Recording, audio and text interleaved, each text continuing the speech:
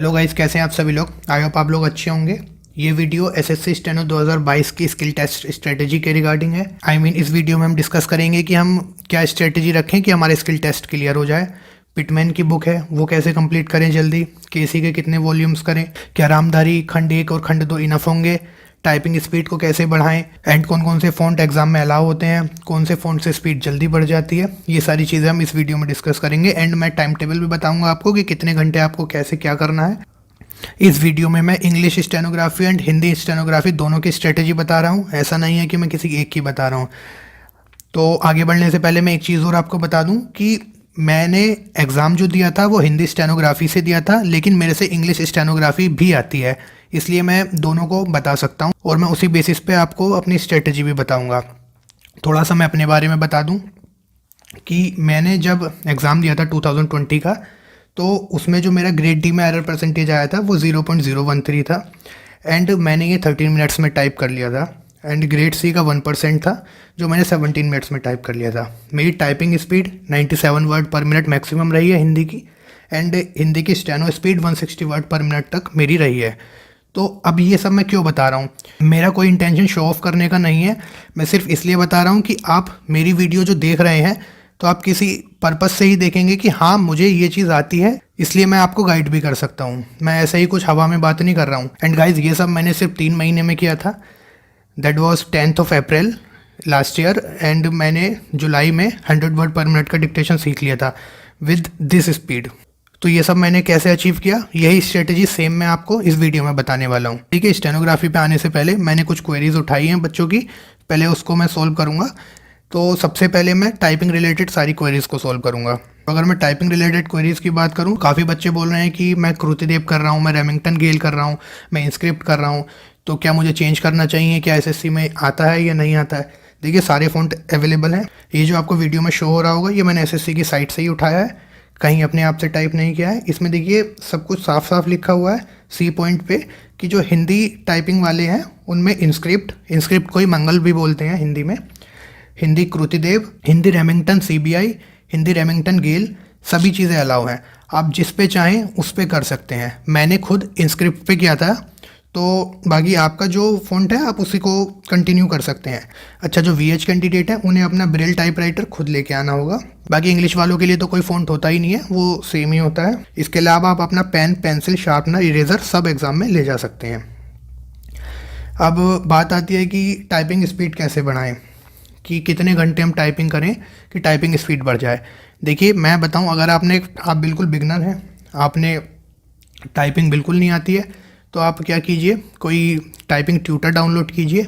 मैं JR use करता था, JR टाइपिंग ट्यूटर, तो आप उसको डाउनलोड कर सकते हैं। उसको डाउनलोड करने के बाद 2 ऑप्शंस आते हैं कि typing test and learn typing. तो आप लर्न टाइपिंग पे क्लिक कीजिए एंड वहाँ पे पहले अल्फ़ाबेट सीखिए।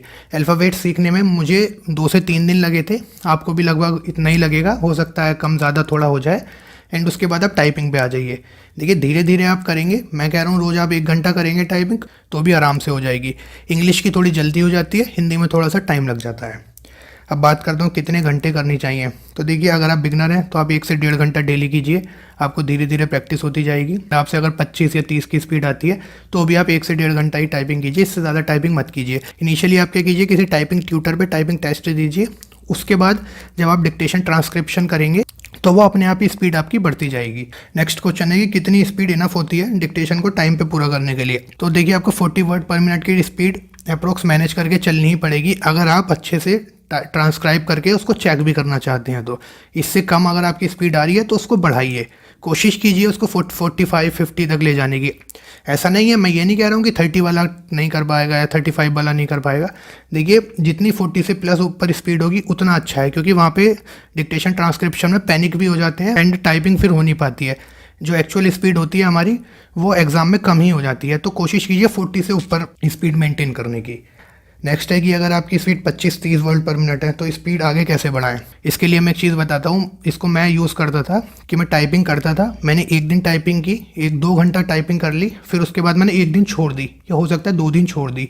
तो जब मैं उसके बाद टाइपिंग करता था तो मेरी स्पीड ऑटोमेटिकली बढ़ी हुई मिलती थी। एंड ये फैक्ट है, आप भी अगर कोई टाइपिंग बहुत ज़्यादा करेंगे, डेली करेंगे, वो एकदम से स्पीड नहीं बढ़ेगी। लेकिन आप 1 से 2 दिन का गैप दे देंगे, उसके बाद आप करेंगे तो वो आपको स्पीड ऑटोमेटिकली बढ़ी हुई मिलेगी। तो आप ऐसे ही कीजिए। अगर आपकी 25 से 30 वर्ड पर मिनट स्पीड है तो आप ऐसे ही कीजिए, डेली 1 से 1.5 घंटा कीजिए टाइपिंग। JR टाइपिंग ट्यूटर आप यूज़ कर लीजिए, मुझे वो बेस्ट लगा था। उससे आप स्पीड मैनेज कर सकते हैं। डेली 1 से 1.5 घंटा टाइपिंग कीजिए एंड उसके बाद जब आप ट्रांसक्रिप्शन करेंगे ऑटोमेटिकली स्पीड बढ़ने लगेगी। तो ये सारे डाउट थे टाइपिंग के रिगार्डिंग, हिंदी में भी और इंग्लिश में भी। अच्छा, एक चीज़ और मैं बता दूं, हिंदी टाइपिंग के लिए अगर आप इंस्क्रिप्ट पे कर रहे हैं तो इंस्क्रिप्ट की टाइपिंग जल्दी सीखी जाती है as compare to Krutidev and Remington वगैरह। तो अगर आप बिगनर हैं तो कोशिश कीजिए इंस्क्रिप्ट पे टाइपिंग की, उससे आप जल्दी टाइपिंग सीख सकते हैं। मैंने सिर्फ 3 महीने में टाइपिंग 90+ कर ली थी अपनी। एक चीज़ और मैं आपको बता दूं, ये प्रोडिजी होती है, कोई जल्दी सीख लेता है, किसी को टाइम लग जाता है, तो सबका अपना अपना पोटेंशियल होता है। आई होप टाइपिंग के आपके सारे डाउट्स क्लियर हो गए होंगे। इसके बाद मैं आता हूँ स्टेनोग्राफी पे। तो पहले अगर मैं स्टेनोग्राफी की बात करूँ कि कितने मिनट की डिक्टेशन बोली जाती है एंड कितने मिनट ट्रांसक्रिप्शन में मिलते हैं, तो grade C and grade D के लिए, दोनों के लिए आपको 10 मिनट्स का डिक्टेशन बोला जाएगा 100 वर्ड पर मिनट की स्पीड से। एंड जो ट्रांसक्रिप्शन टाइम होगा ग्रेड C के लिए इंग्लिश का, वो 40 मिनट्स होगा, जबकि ग्रेड C के लिए हिंदी का 55 मिनट्स मिलते हैं। दूसरी ओर अगर मैं बात करूं तो ग्रेड D के लिए आपका इंग्लिश का जो ट्रांसक्रिप्शन टाइम होगा वो 50 मिनट्स मिलते हैं एंड हिंदी के ट्रांसक्रिप्शन के लिए 65 मिनट्स मिलते हैं। तो हिंदी को ज़्यादा टाइम मिलता है क्योंकि इसमें मात्राएं वगैरह होती हैं, कोट्स वगैरह डाले जाते हैं टाइपिंग के टाइम, तो हिंदी टाइपिंग वालों को थोड़ा ज़्यादा टाइम मिलता है। अब नेक्स्ट मैं बात करूं एरर परसेंटेज की कि कितनी एरर परसेंटेज अलाउ होती है। तो देखिए, ग्रेड C में UR के लिए 5% मिस्टेक्स अलाउ होती हैं, जबकि जो अदर रिजर्व्ड कैटेगरी होती हैं उनके लिए 7% मिस्टेक्स अलाउड होती हैं। On the other hand grade D के लिए 7% मिस्टेक्स अलाउ होती हैं UR के लिए, एंड बाकी रिजर्व्ड कैटेगरी के लिए 10% मिस्टेक्स अलाउड होती हैं। अब एक क्वेश्चन बहुत आ रहा था कि पेन का यूज़ करें या पेंसिल का यूज़ करें। तो देखिए, ये आपकी अपनी चॉइस है, आप जो भी यूज़ करना चाहें, जिसमें आपको सुटेबल लगे वही यूज़ कीजिए। मैं पेंसिल का यूज़ करता था क्योंकि देखिए, पेन से आपकी स्पीड जल्दी बन जाती है, लेकिन जो पेंसिल से एकदम प्रिसाइजली लिखा जाता है, ऐसा मेरा मानना है, एंड बिल्कुल बढ़िया से लिखा जाता है, साफ साफ लिखा जाता है। बाकी काफ़ी लोग पेन से भी लिखते हैं, तो ये आपकी टोटली चॉइस है, आप जिससे लिखना चाहें उससे लिख सकते हैं। पेन से आपकी स्पीड जल्दी बन जाएगी क्योंकि वो फ्लो के साथ बहुत तेज़ चलता है, लेकिन पेंसिल में आपको एक्यूरेसी ज़्यादा मिल जाएगी। तो दोनों के अपने अपने प्रोज एंड कॉन्स हैं, वो आप अपने आप डिसाइड कर लेना जैसा आप करें। मैं पेंसिल से लिखता था। अब कुछ डिक्टेशंस के रिगार्डिंग क्वेश्चंस आ रहे थे कि जैसे आउटलाइंस नहीं बन पा रही हैं, जो बिगनर होंगे उनसे तो आउटलाइन ही नहीं बनानी आ पा रही होगी। तो सबसे पहले तो मैं यही कहूँगा कि आप ऑफलाइन कोचिंग ज्वाइन कीजिए। अगर आपके पास ऑफलाइन कोचिंग नहीं है तभी आप ऑनलाइन के लिए प्रेफर करें, पहले ऑफलाइन के लिए ही जाएँ। अपने टीचर से बोलें कि मुझे आउटलाइन जल्द से जल्द प्रोवाइड कराएं, क्योंकि अभी 2 महीने ही हैं, 2.5 महीने ही हैं। एंड आप क्या करें, जैसे आप टीचर के पास जा रहे हैं तो पहले हार्ड वर्ड्स की आउटलाइन अपनी नोटबुक पर उतार लें, 2 या 3 डिक्टेशंस की, वहाँ पे फिर टीचर से अपने ट्रांसक्राइब करवाएं एंड उसकी प्रैक्टिस करें बार बार। ऐसे आपकी धीरे धीरे आउटलाइंस बनने लगेंगी एंड आपको एक पैटर्न समझ में आ जाएगा कि हाँ, इस तरह से आउटलाइंस बनती हैं। दूसरा क्वेश्चन ये आ रहा था कि आउटलाइंस तो बना लेते हैं लेकिन स्पीड पर नहीं लिख पाते।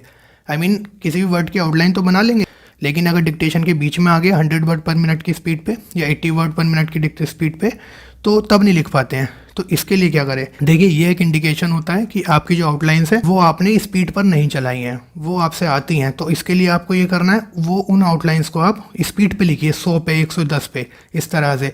वो एक बार नहीं लिखी जाएंगी, 2 बार नहीं लिखी जाएंगी, लेकिन 3 या 4 बार में वो लिखी जाएंगी। और फिर वो इतनी अच्छे से आपको याद हो जाएंगी कि वो कितनी भी स्पीड पर बोली जाए उनको आप फिर बना देंगे। तो उनको जो आउटलाइंस बना नहीं पा रहे हो आप, उनको हाई स्पीड पे लिखिए, फिर वो बनने लगेंगी। अभी क्वेश्चन आ रहा है कि शॉर्ट आउटलाइन का यूज़ ज़्यादा करें या लॉन्ग आउटलाइन का। देखिए, ये कोई क्वेश्चन मैं मानता नहीं हूँ, जैसा आपको सुटेबल लगे वैसा करिए।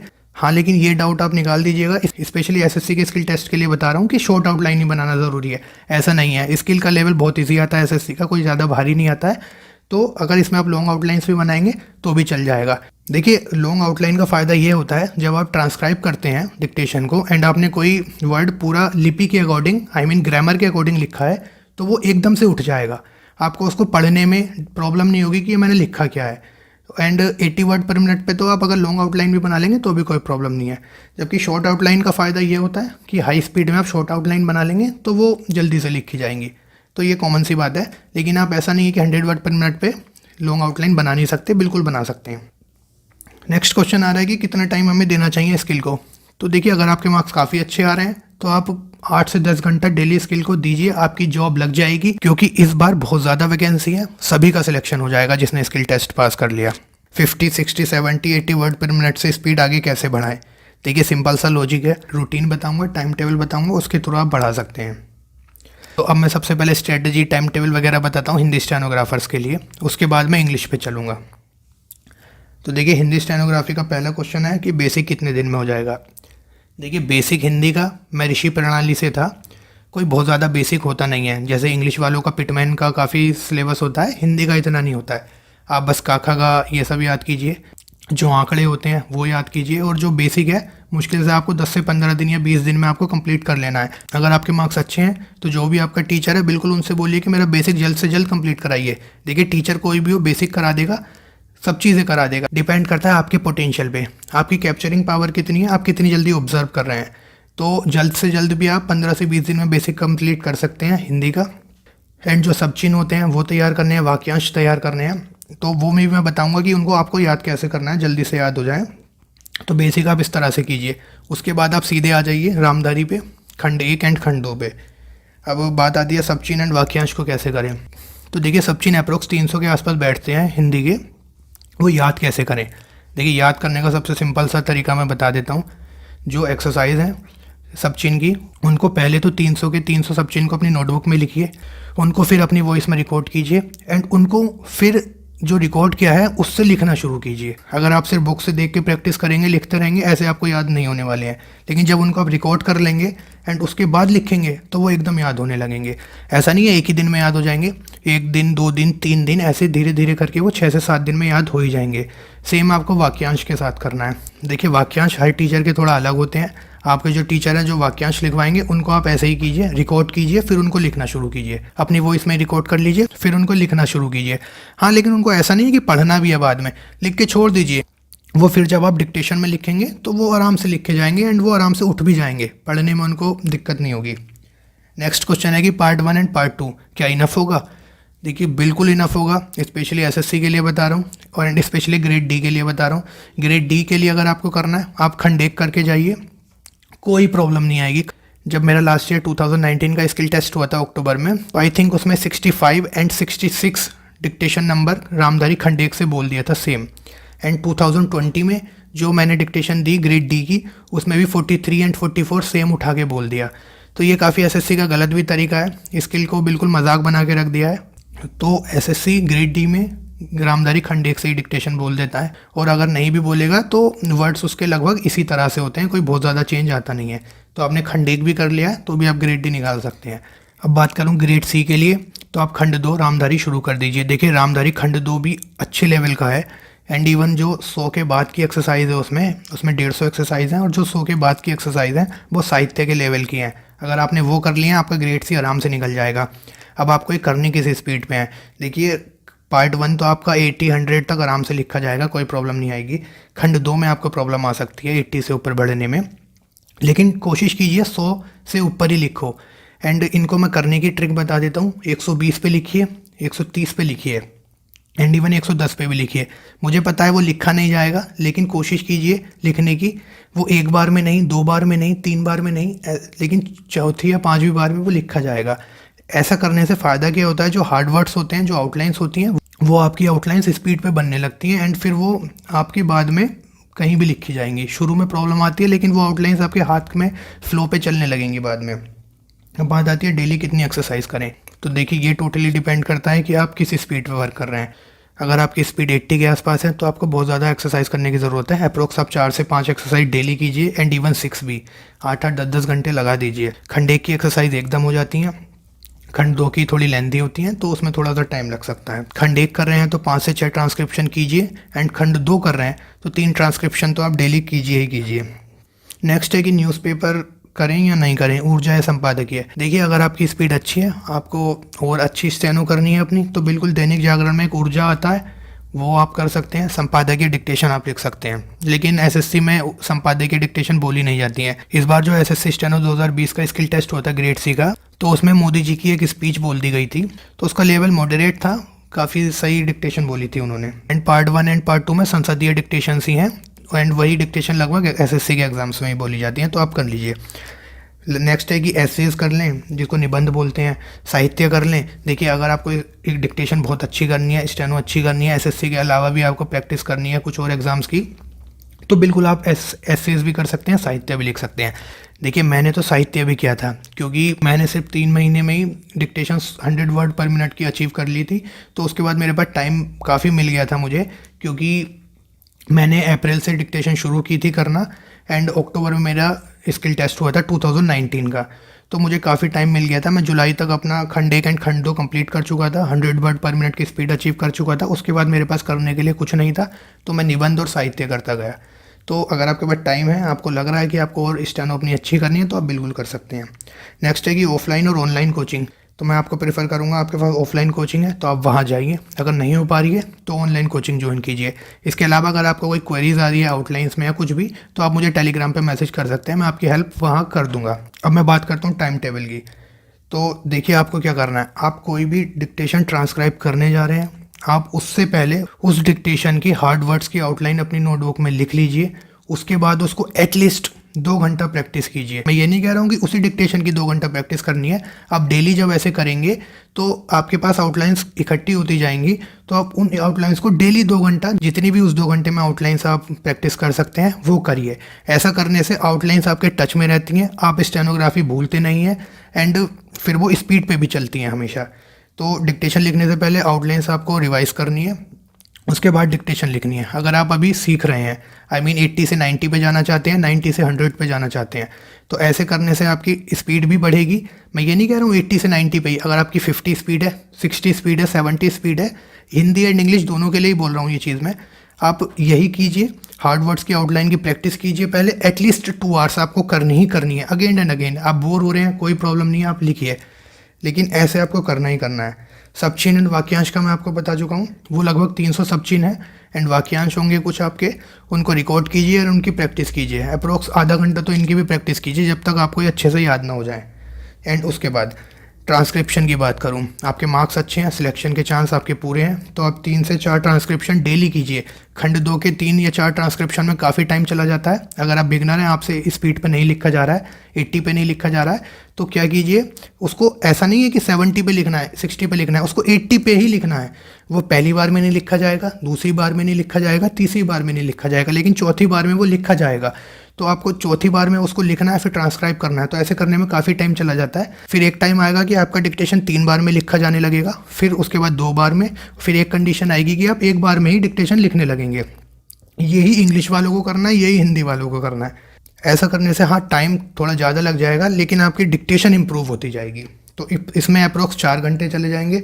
2 आवर्स आपको आउटलाइंस में देने ही देने हैं, तो 6 घंटे ये हो गए, एंड अप्रोक्स 1 घंटा आपको सब चिन्ह एंड वाक्यांश में, 7 घंटे आपको इस तरह से देने ही हैं। इसके बाद भी अगर आप दे सकते हैं तो वो तो एकदम बेस्ट है। तो ये मैंने हिंदी वालों के लिए बता दिया है। एक चीज़ और मैं हिंदी एंड इंग्लिश दोनों के लिए बताऊंगा, वो वीडियो के लास्ट में बताऊंगा। अब अगर मैं बात करूँ इंग्लिश स्टेनोग्राफी वालों के लिए, तो अगर कोई बिगनर है, बिल्कुल पिटमैन ही शुरू कर रहा है, तो देखिए, मैं ये नहीं कह रहा हूँ कि आप स्किल टेस्ट निकाल ही लेंगे, ये, और मैं ये भी नहीं कह रहा हूँ कि आप नहीं निकाल पाएंगे। नो वन नोज़ कि किसका कितना पोटेंशियल है, तो सब डिपेंड करता है आपके पोटेंशियल पे, आप कितनी डेडिकेशन से कर रहे हैं, तो सब कुछ आपके ऊपर डिपेंड करता है। मैं बस बता सकता हूँ, आप ऐसा कर लें एंड आप डिक्टेशन कर सकें तो बेस्ट है। अब पिटमैन कितने दिन में, देखिए वैसे तो पिटमैन में काफ़ी टाइम लग जाता है, लेकिन फिर भी आप अगर करना चाह रहे हैं तो मैंने कुछ चैप्टर्स ही लिखे हैं, इस तरह से चैप्टर्स होते हैं, ये सब आपको तो करने ही है, ये तो आपके टीचर भी कराएंगे। लेकिन कोशिश कीजिए जल्द से जल्द केसी पे आने की। आप 85 तक एक्सरसाइज कर लीजिए, इनफ है। 80 तक भी कर लेंगे तो भी इनफ है। लेकिन आगे जो चैप्टर्स हैं लाइक हाविंग प्रिंसिपल, कॉन्ट्रैक्शन, ये सब आपको करने हैं, ये नहीं है कि इनको छोड़ देना है। तो ये चैप्टर करने के बाद आपको तुरंत केसी पे आ जाना है। एंड ये चीज़ ऐसा नहीं है कि आपने कर ली तो आपको याद हो गई, इसकी आपको अगेन एंड अगेन प्रैक्टिस करनी है। लाइक कॉन्ट्रैक्शंस की, हाविंग प्रिंसिपल की, कि कैसे ये प्रिंसिपल यूज़ हो रहा है, कहाँ कहाँ यूज़ हो रहा है। लूप आते हैं एसटी और एसटीआर के, इनिशियल हुक आते हैं, अल्टरनेटिव फॉर्म्स आती है, इनकी आप अगेन एंड अगेन प्रैक्टिस कीजिए, डेली प्रैक्टिस कीजिए, रोज़ 1-1.5 घंटा प्रैक्टिस कीजिए। इनकी एसी आप डेली यूज़ कर रहे हैं वो ठीक है, लेकिन इनकी भी प्रैक्टिस कीजिए अगर आपको कम टाइम में ज़्यादा काम करना है तो। नेक्स्ट क्वेश्चन है कि कितनी एक्सरसाइज करें पिटमैन की, तो वो मैं आपको बता चुका हूँ, 85 या 80 तक भी कर लेंगे तो भी काम बन जाएगा। एंड कितनी डेली एक्सरसाइज करें, तो देखिए अगर आपको बहुत जल्द करना है कवर तो 6 से 7 एक्सरसाइज आपको डेली करनी ही पड़ेंगी। अब उसके लिए आपको कितना टाइम लगता है वो आप अपने अकॉर्डिंग सेट कर लीजिएगा। अब आता है कि केसी कैसे करें, एंड सबसे इम्पोर्टेंट टॉपिक की क्या केसी इनफ होगी। देखिए बिल्कुल इनफ होगी, एसएससी का जैसा लेवल है उसके लिए केसी बिल्कुल इनफ होगी, ग्रेड डी के लिए स्पेशली इनफ होगी, एंड आपको ग्रेड सी के लिए प्रिपेयर करना है तो वो भी मैं बताऊंगा। टाइम आपके पास अगर कम है आप केसी के अलावा कहीं मत जाइए, केसी को ही करिए, वहीं से ही आपका स्किल टेस्ट निकल जाएगा। अब बात आ रही है कि कौन से मोस्ट इंपॉर्टेंट वॉल्यूम्स हैं जो हमें करनी है। तो देखिए अगर आप ग्रेड डी को पास करना चाह रहे हो तो सबसे पहले टारगेट कीजिए 1 से 10 वॉल्यूम तक। आपको 1 से 10 वॉल्यूम करने ही करने हैं तैयार एकदम, उसके लिए आपका ग्रेड डी निकल जाएगा। लेकिन आप ग्रेड सी की ओर भी टारगेट कर रहे हैं तो 18 से 24 वॉल्यूम्स भी आपको करने हैं।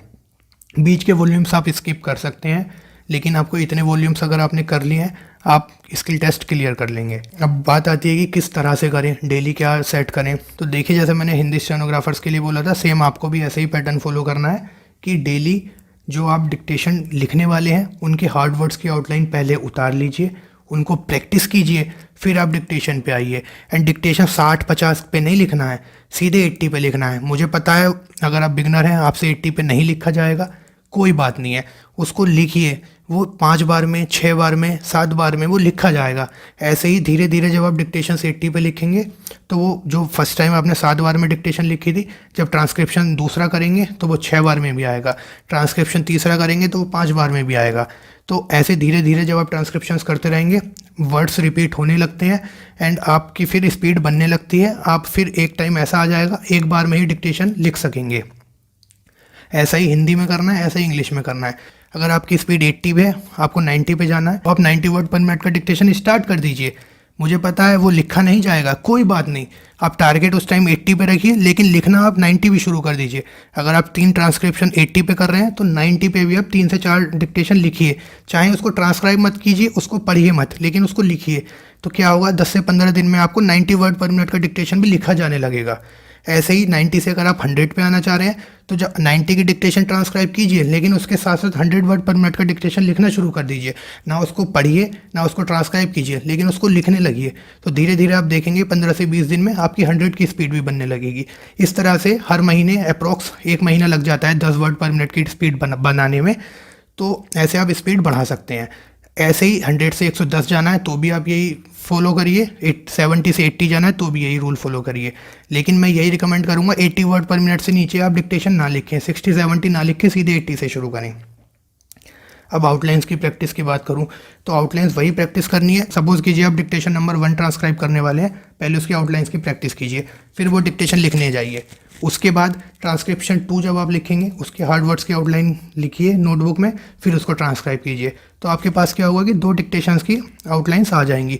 फिर उनको दोनों को प्रैक्टिस करना है। ऐसे ही जब आप डेली करते जाएंगे तो आपके पास बहुत सारी आउटलाइंस हो जाएंगी। तो डेली 2 घंटे आपको उन आउटलाइंस की प्रैक्टिस करनी ही करनी है, जैसा सेम मैंने हिंदी स्टेनोग्राफर्स के लिए बोला था। अब स्पीड कैसे बढ़ाएं ये मैं आपको अभी बता ही चुका हूँ कि कैसे स्पीड बढ़ानी है। 90 से 100 जाना है तो कैसे जाना है, 100 से 110 जाना है तो कैसे जाना है, 60 से 70 जाना है तो कैसे जाना है, ये मैं बता चुका हूँ। ऑफलाइन एंड ऑनलाइन कोचिंग का भी मैं हिंदी में भी बता चुका हूँ, यहाँ भी मैं बता देता हूँ कि कोशिश कीजिए ऑफलाइन कोचिंग की, लेकिन अगर नहीं हो पा रहा है तो ही आप ऑनलाइन कोचिंग के लिए जाइए। बाकी कोई और हेल्प होती है तो मैं कर दूंगा, टेलीग्राम पे आप मुझे मैसेज कर देना। डेली टाइम टेबल की अगर मैं बात करूँ तो देखिए डेली टाइम टेबल 2 घंटे आपको आउटलाइंस की प्रैक्टिस करनी है एंड आउटलाइंस की प्रैक्टिस बार बार करनी है, तभी आपकी डिक्टेशन इंप्रूव होगी। सारी चीज़ें डिपेंड करती हैं आउटलाइंस पे। ग्रामर को क्या करना है, कैसे याद करें, तो देखिए ग्रामर को आपको अपनी वॉइस में रिकॉर्ड कर लीजिए एंड फिर उनको लिखिए, ऐसे ही याद होंगे। ऐसे ही फ्रेजेस को रिकॉर्ड कीजिए फिर उनको लिखिए, ऐसे ही याद होंगी ये भी। अगर आप बुक से देख के लिखते रहेंगे आपको एकदम से याद नहीं होंगे, बहुत टाइम लग जाएगा। एंड 4 आवर्स आपको ट्रांसक्रिप्शन में देने हैं।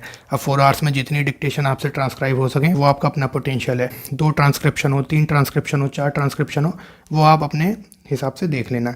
लेकिन आपको इतने 7 घंटे तो देने ही देने हैं। 2 घंटे डेली आउटलाइंस प्रैक्टिस, 4 घंटे ट्रांसक्रिप्शन एंड ग्रामर रिकॉर्ड करके एंड फ्रेजेस रिकॉर्ड करके, ये आपको करना ही करना है।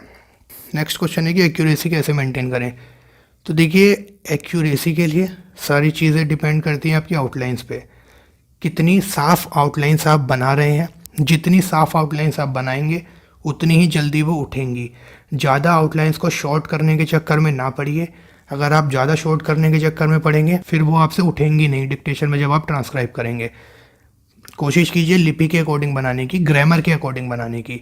जितना आप वर्ड टू वर्ड बनाएंगे उतना सही रहेगा। हाँ बिल्कुल, इससे थोड़ी सी स्पीड ब्रेक हो जाती है, स्पीड स्लो हो जाती है, लेकिन अगर आपको 80 वर्ड पर मिनट का डिक्टेशन पास करना है, 100 वर्ड पर मिनट का डिक्टेशन पास करना है, इतने में मैनेज हो जाता है। इससे ऊपर अगर आप जाएंगे तो आपको आउटलाइंस ज़्यादा शॉर्ट करने की ज़रूरत पड़ती है। तो कोशिश कीजिए आउटलाइंस को ग्रामर के अकॉर्डिंग ही बनाने की। हाँ बिल्कुल, कॉन्ट्रैक्शंस के थ्रू एंड हाविंग प्रिंसिपल्स के थ्रू आउटलाइंस छोटी हो जाती हैं। हिंदी में भी आंकड़े वगैरह लगा के छोटी हो जाती हैं, तो वो चीज़ ठीक है, वो तो है, लेकिन फिर भी ज़्यादा शॉर्ट करने के चक्कर में ना पड़िए।